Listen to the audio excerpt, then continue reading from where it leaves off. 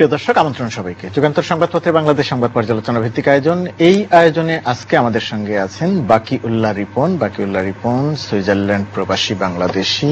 তিনি সুইজারল্যান্ডের channel I প্রতিনিধি, ব্যবসায়ী হিসেবেও পরিচিত। বাকি উল্লাহ রিপন, আপনাকে স্বাগত। আপনাকেও স্বাগতম। আমরা এই অনুষ্ঠানটিতে পত্রিকায় যে সংবাদ প্রকাশিত হয় সেই সংবাদ নিয়ে আলোচনা করি। আজকের পত্রিকাতে অনেক রকমের সংবাদ আছে। আপনি যে সময়টাতে বাংলাদেশে আছেন, একটা বৃষ্টি মৌসুম পাচ্ছেন, বর্ষা মৌসুম পাচ্ছেন, ঢাকা নগরে বসবাস করছেন বা দেখছেন, কেমন দেখছেন, কিভাবে দেখছেন এই যে আমাদের ট্রাফিক ব্যবস্থা, রাস্তা, সবকিছু মিলে আপনার পর্যবেক্ষণ কি? ট্রাফিক ব্যবস্থাটা এখন যে বর্তমান যে অবস্থা, এটা প্রথম আসলে ঈদের দিন আমি এসে পৌঁছলাম এখানে, ঈদের দিনেই। এরপর থেকে তো প্রায় এক সপ্তাহ খুব ভালোই ছিলাম, নিজে গাড়ি চালালাম, বিভিন্ন জায়গায় ঘুরলাম, খুব ভালোই লাগলো। কিন্তু গতকাল থেকে আমি একটা কঠিন অবস্থার মধ্যে পড়ে গেলাম, যে নিজের ড্রাইভ করার সাহসই করছি না। মানে ওই সময়টায় ঢাকা একটু ফাঁকা থাকে, ঢাকা থেকে যেহেতু লোকজন চলে যায়। জি, তা এখন যে অবস্থা, এটা মানে অনেকটা আমরা যেখানে আছি সেটার তুলনায় ভয়াবহই বলা চলে। এটা যে আগে, এখন বিশেষ করে যে গাড়ির পরিমাণ, যেটা গাড়ির সংখ্যা যে আমি যেভাবে দেখলাম বেড়েছে, এটা অনেক অনেক বেশি মাত্রায় বেড়েছে। এবং আমি মালিবাগের মোড়ে, শান্তিনগরের মোড়ে প্রায় অনেকক্ষণ দাঁড়িয়ে পর্যবেক্ষণ করছিলাম, যে বেশিরভাগই গাড়ি দেখলাম একজন যাত্রী, অথবা কোনো গাড়িতে যাত্রীই নেই। প্রাইভেট কারগুলোতে অনেক গাড়িতে যাত্রীই নেই, ড্রাইভার নামিয়ে দিয়ে এখন নামে দিয়ে আসছে। মোড়ে প্রায় 10টা গাড়ির ভিতরে আপনার 5টা 6টা গাড়িতে যাত্রী নাই, অথচ এই খালি গাড়িগুলো দিয়ে আপনার জ্যাম, মোড়গুলো আটকে আছে। এখন এখানে আমাদের ভাববার বিষয় আছে। এমনিতে যে ট্রাফিক আইন বিষয়ে আপনার কি মনে হলো, যে আমরা সবাই যে আইন মানি? ট্রাফিক আইন তো বলতে দেখলামই না। সেটা হচ্ছে যে গতকালকে থেকে দেখলাম, এর আগে তো ট্রাফিক দাঁড়িয়েছে, সেটা হচ্ছে আপনার বেইলি রোডে দেখলাম অনওয়ে রাস্তা, সবাই যাচ্ছে সেই অনওয়ে দিয়ে, কেউই সেটা মানছে না। পুলিশ লালবাতি, পুলিশের গাড়িতে একটা দুটো না, একসাথে 4টা 5টা পুলিশের গাড়ি একসাথে যাচ্ছে বেইলি রোড থেকে। তারা তো বড় ট্রাকগুলো, পুলিশের ট্রাকগুলো যাচ্ছে এবং রং সাইড দিয়ে বেইলি রোড দিয়ে ঢুকছেন। এবং আমিও তার পিছনে ঢুকছি, আমি যে ঢুকি নাই তা না, আমিও ঢুকছি। তবে আমি প্রথমবার ঢুকলাম ভুল করে বুঝতে পেরেছি, মানে কেউ আইন মানে না। সেটা তো মানে আইনের প্রয়োগ করা গেলে কি অনেক, অবশ্যই আইনের প্রয়োগ, যেটা হচ্ছে যে আইনের যথাযথ প্রয়োগ করতে পারলে এই সমস্যার সমাধান করার কোনো বিষয়ই না। এটা আমরা মনে করছি যে এখানে আমরা অনেক জনসংখ্যা, অনেক গাড়ি, এবং মানে আমাদের করার নেই। এটা মোটেই ঠিক, এটা মোটেই ঠিক না। আমাদের যে পরিমাণ গাড়ি আছে, যে বড় রাস্তা, এটা একদম কম না। মানে ইউরোপের চেয়ে খুব কম চওড়া রাস্তা নয়, কম চওড়া রাস্তা না। যে রাস্তা, এই রাস্তা দিয়ে আপনাদের একটু যদি আমরা ম্যানেজমেন্ট যদি যথাযথ অবস্থান থাকে, এটা সম্ভব। আমরা আমাদের দেশের রাজনীতি নিয়ে প্রতিদিনই আলোচনা করি, সময় থাকলে শেষের দিকে হয়তো এমনিতে একটা আলোচনা করবো। আমি সুইজারল্যান্ডের একটি প্রসঙ্গ আপনার সঙ্গে অনেক আগের থেকেই কথা হচ্ছিল, যে পাসপোর্ট কেন্দ্রিক একটা জটিলতায় আছেন সুইজারল্যান্ডের যারা বাংলাদেশের প্রবাসীরা আছেন। দূতাবাসের ওই অর্থে তেমন কোনো সহায়তা পাচ্ছেন না বলে অভিযোগ করছে। এটা কি শুধুই অভিযোগ, নাকি একজন সংবাদকর্মী হিসেবেও আপনি যা দেখছেন এর বাস্তব ভিত্তি আছে? আসলে বিষয়টি কি? আসলে বিষয়টি হচ্ছে কি, আমি গতকাল আরটিভিতে বলেছিলাম, গত পরশুদিন, আজকে এখানেও বলি। সেটা হচ্ছে যে এটা নিছক বিড়ম্বনায় পৌঁছে গেছে। এখন আপনার সুইজারল্যান্ড, বাংলাদেশ মিশন জেনেভা, সে বলে আমি অসহায়। মানে কি সে অসহায়? অসহায়টা হচ্ছে এই কারণে, তারা বেশ কয়েকবার যথাযথ কর্তৃপক্ষের কাছে এমআরপির জন্য আপনি লিখেছেন, মানে মেশিন রিডেবল পাসপোর্টের কথা বলছি, যে আমরা মানে তারা কবে আসবে। আজকের প্রায় আপনার 1 বছরের উপরে আপনার এই ইকুইপমেন্ট, সার্ভার পাশের একটা রুমে জমা হয়ে পড়ে আছে। মানে সুইজারল্যান্ড এটা চলে গেছে 1 বছর আগে, 1 বছরের বেশি আগে ওটা চলে গেছে। কার্যকর করা যাচ্ছে, এটা কার্যকর করা যাচ্ছে। দূতাবাস কর্তৃপক্ষ কি বলেন? কর্তৃপক্ষ বলছেন যে এখন সর্বশেষ গত সপ্তাহের কথা হচ্ছে, এখন পাসপোর্টও নেই, নতুন পাসপোর্টও নাই। আপনার এই যে হাতে লেখা আছে পাসপোর্টটা, যেটা, এটাও নাই এখন তাদের কাছে। আর বলছে অল্প কিছু আছে, এরপর আমরা দিতেই পারবো না। এতে সমস্যাটা কি হচ্ছে? সমস্যাটা হচ্ছে যে অক্টোবরের পরে আর হাতে লেখা কোনো পাসপোর্ট আপনার গ্রহণযোগ্য হবে না ইউরোপে, ট্রানজিট গুলোতে এবং অন্যান্য জায়গাগুলোতে।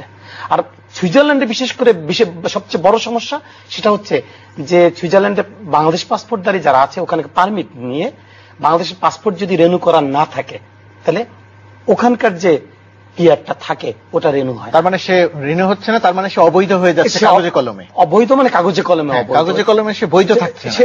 এখানে একটা সিল দিয়ে দেয় পুলিশ যে তুমি এখানে আছো, কিন্তু সে কোথাও ভ্রমণ করতে পারছে না, কোথাও যেতে পারছে না। সে আপনার ওই পাসপোর্ট জমা না দেওয়া পর্যন্ত সে ওখানকার আইডি কার্ডও পাচ্ছে না।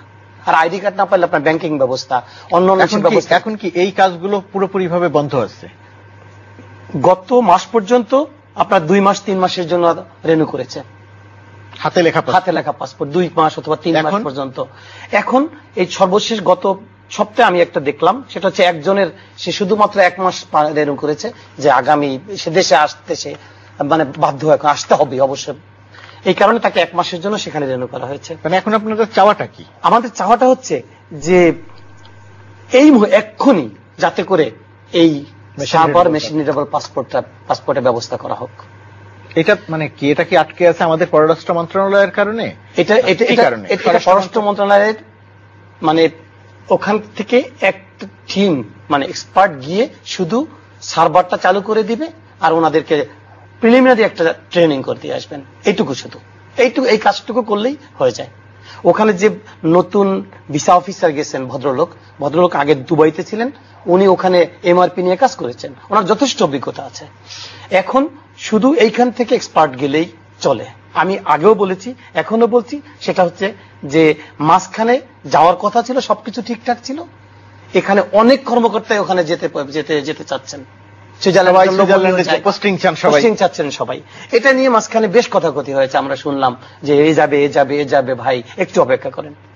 এখন কোন জবাবই দিচ্ছে না। গ্রুপিং লবিং এ হয়তো পুরো এখন আটকে গেছে লাল ফিতার দৌড়। এখন আপনারা কি চান? সরকারের কাছে কিছু বলার আছে? নিশ্চয়ই সংশ্লিষ্ট কর্তৃপক্ষের কেউ না কেউ এই অনুষ্ঠানটি দেখছেন। জি, আমরা চাচ্ছি যে আপনার বাংলাদেশ মিশন জেনেভাতে এদের যে কর্মকর্তারা, এদের প্রায় 60 থেকে 70% থাকতে হয় বিভিন্ন প্রোটোকল নিয়ে। বাংলাদেশ থেকে এ যায় ও যায়, আপনার মানে গভর্নমেন্টের এমন কেউ না যে কোনো না কোনো কাজ নিয়ে ওখানে যাচ্ছে, হয়তো কাজেও তাদেরকে সেখানে প্রোটোকল দিতে হয়। এই আগামী 3 মাসের মধ্যে এই ভদ্রলোকেরা এই জনসংখ্যা নিয়ে, জনবল নিয়ে কিভাবে আমাদের এই সমস্যার সমাধান করবে, এই পাসপোর্ট গুলো কিভাবে? খুব জটিল অবস্থা বুঝতে পারছি। তবে আপনি যেহেতু বাংলাদেশে আছেন, এই অনুষ্ঠানের মধ্য দিয়েই বলি, আমাদের পররাষ্ট্র প্রতিমন্ত্রী শাহরিয়ার আলম সাহেব, উনি অত্যন্ত কর্মতৎপর মানুষ। আমার ধারণা যদি আপনারা ওনার নজরে আনতে পারেন বিষয়টি, যে আপনারা এত একটা কঠিন অবস্থার মধ্যে আছেন, খারাপ অবস্থার মধ্যে আছেন, তিনি হয়তো ব্যক্তিগত উদ্যোগে হলেও একটা কিছু করার উদ্যোগ নিতে পারেন। আচ্ছা, আমি আশা করছি মন্ত্রী মহোদয় আমাদের দেখবেন, আমাদের সমস্যা দেখবেন, মন্ত্রী মশাই আমাদের সমস্যা এগিয়ে আসবেন। অনেক মন্ত্রী যান ওখানে, আমরা বহুবার কিন্তু বলেছি, অনেক এই যে ক্যাবিনেট মিনিস্টাররা আমাদের ওখানে গেছেন, আমরা তাদেরকে সামনাসামনি বলেছি, অনেকেই যান, আমরা সামনাসামনি বলেছি, কিন্তু কাজ কেন হলো না এটাই আমরা বুঝতে পারছি। এটা কি সংশ্লিষ্ট দূতাবাসের কোনো গাফিলতি আছে মনে করেন? আব্বাস এটা নিজেই বলতেছে আমি অসহায়, একদম আমার আমাদের প্রতিবেদনে তিনি বলতেছেন আমি অসহায় এখন। আর তবে আমরা বিশ্বাস রাখি নিশ্চয়ই এই সমস্যার সমাধান হবে। এমনিতে সুইজারল্যান্ডের বাঙালিদের অবস্থা কি? সমগ্র ইউরোপের বাইরে যদি বাঙালিদের কথা বলি, তারা ইউরোপের বাইরে সুইজারল্যান্ডের প্রবাসী বাঙালিরা আমরা খুব ভালো আছি, আমরা খুব ছোট্ট কমিউনিটি, কিন্তু আমরা খুব ভালো আছি। এখানে মেইন স্ট্রিমে পড়াশোনা করছে, এবং আমাদের বাংলা স্কুলও আছে সুইজারল্যান্ডের 3টা শহরে, বিশেষ করে জেনেভাতে, জুরিকে, বাসেলে 3টা বাংলা স্কুল আছে। বাংলা স্কুলগুলো কারা পরিচালনা করে? এগুলো আমরা নিজেরাই পরিচালনা করছি, এখন পর্যন্ত নিজেরাই করছি। এটা পণ্ডিত মশাইয়ের পাঠশালার মতো আর কি, এখনো ওই অন্যান্য স্কুলের মতো তৈরি হয় না। সুইজারল্যান্ডে যে প্রজন্মের জন্ম, তারা যেন বাংলার সঙ্গে থাকতে পারে। অবশ্যই অবশ্যই এটা আমাদের করতে হবে। এটা ইউরোপের আরো বেশ কিছু দেশে আছে, জার্মানি সহ আছে, জার্মানিতেও আছে। এটা করতে হবে, এটা না করলে আমরা হারিয়ে যাব। এখানে কি দূতাবাস বা সরকারি পর্যায়ের কোনো সহায়তা বা কোনো কিছু সহায়তা হচ্ছে কি? যেমন মনে করেন আমি সহায়তা চাচ্ছিলাম দীর্ঘদিন ধরে, সেটা হচ্ছে যে আমাদের সন্তানদেরকে অন্তত এই সুইজারল্যান্ডে একটা দিবস আছে, যে শিক্ষা দিবস, সেটা বই পড়া দিবস, যে একটা দিন ওরা শুধু বই পড়ার জন্য রাখে, একটা বিকাল ওরা সমস্ত শিক্ষা প্রতিষ্ঠানগুলোতে এক জায়গায়, মানে বিভিন্ন জায়গায় জড়ো হয়ে রাতে মোমবাতি জ্বালায়া অথবা বাইরে মাঠে আপনার বাতি জ্বালায়, এরপরে সবাই গোল হয়ে বসে গল্প পড়ে। তা আমরাও এখন আয়োজন করছি ওই দিনটাতে আমাদের শিশুদেরকে নিয়ে আপনার বাংলা গল্প বলার জন্য, আমাদের দেশের গল্প বলার জন্য, অপরাজেয় বাংলার গল্প বলার জন্য, যে তোমরা জানো এটা। এখন আমরা চাচ্ছি সেটা হচ্ছে যে আমাদের শিশুদের হাতে ন্যূনতম আপনি একটা সুন্দর রঙিন একটা খামের ভিতরে ভরে একটা বই দেন আমাদের, মানে আমাদের যে পাঠ্য বই আমরা ছাত্রছাত্রীদের দেই, আপনারা ছাত্রছাত্রী দিচ্ছেন, এখানে প্রবাসে আপনার সকল সন্তান সকলের, আমরা প্রবাসে যারা আছে আমাদেরও তো একটা দাবি আছে, আমাদের একটা অধিকার, অবদান আছে বাংলাদেশের জন্য আছে। সেখানে এখানে প্রাথমিক বিদ্যালয়ে যদি একটা শিশু যদি বই পেতে পারে, আমাদের বাইরে যারা আছে আমরা কেন একটা বই পেতে পারবো না? আমরা হচ্ছে আমাদের স্কুলগুলো ওইভাবে প্রতিষ্ঠিত না, এই কারণে কি আমরা বই পাবো না?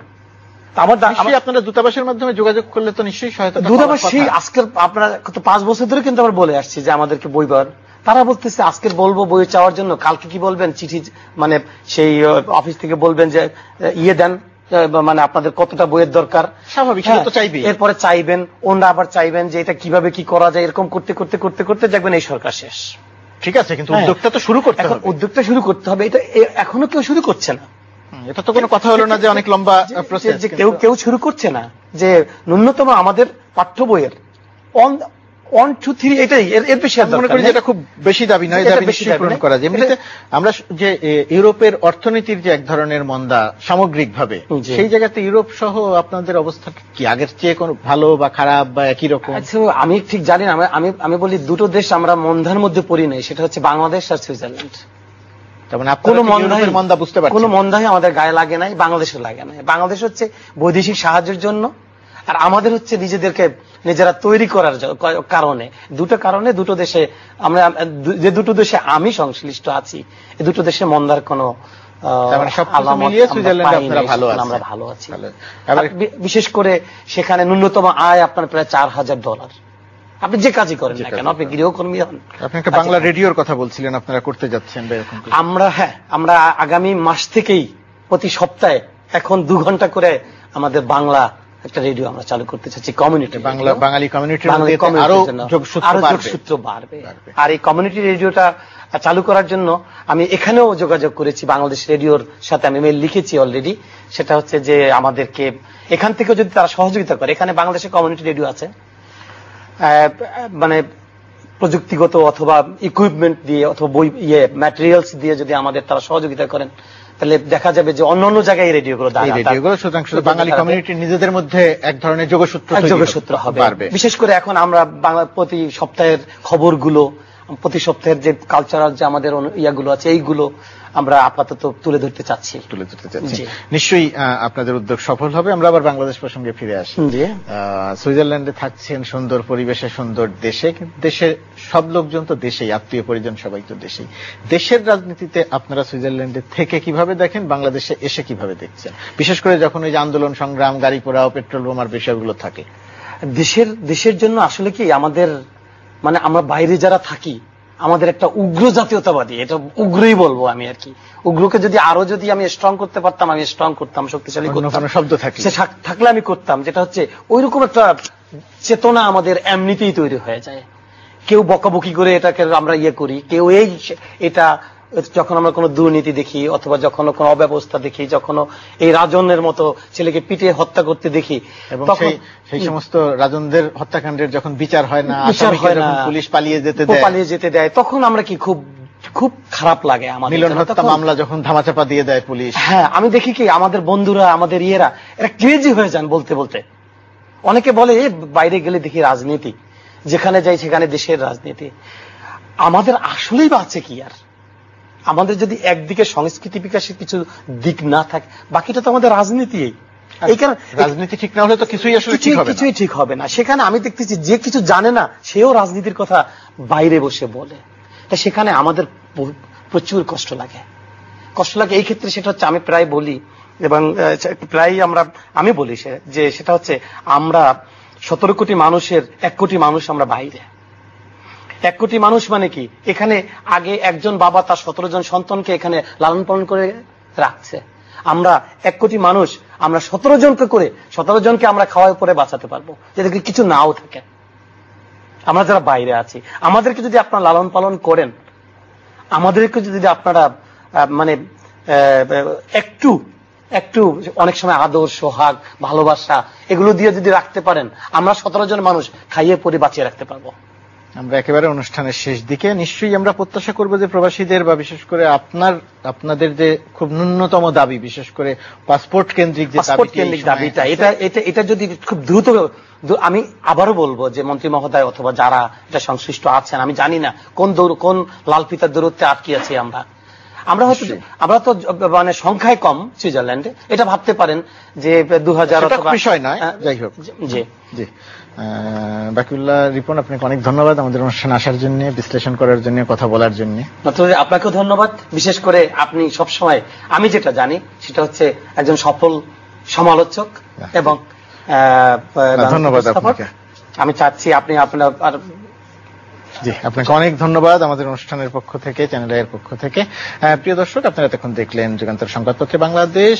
সুইজারল্যান্ড প্রবাসী বাংলাদেশিরা মেশিন রিডেবল পাসপোর্ট না পাওয়ার কারণে তারা অত্যন্ত সংকটজনক একটি পরিস্থিতিতে আছে এবং সেই সময় যত যাচ্ছে তারা এক ধরনের আতঙ্কিত হয়ে পড়ছে। নিশ্চয়ই আমাদের দূতাবাসের উদ্যোগ আছে, চেষ্টা আছে এবং পররাষ্ট্র মন্ত্রণালয়ে ঠিক যে কারণে আটকে আছে, আমরা বিশ্বাস রাখতে চাই যে কারণ যাই থাকুক না কেন অতি দ্রুত উদ্যোগ নিয়ে এই সমস্যাটির সমাধান করা হবে। প্রবাসী বাংলাদেশিরা যেন কোনো সংকটে না পড়েন, সেটা নিশ্চয়ই আমাদের সংশ্লিষ্ট কর্তৃপক্ষ দেখবেন। আপনারা সবাই ভালো থাকুন, সুস্থ থাকুন।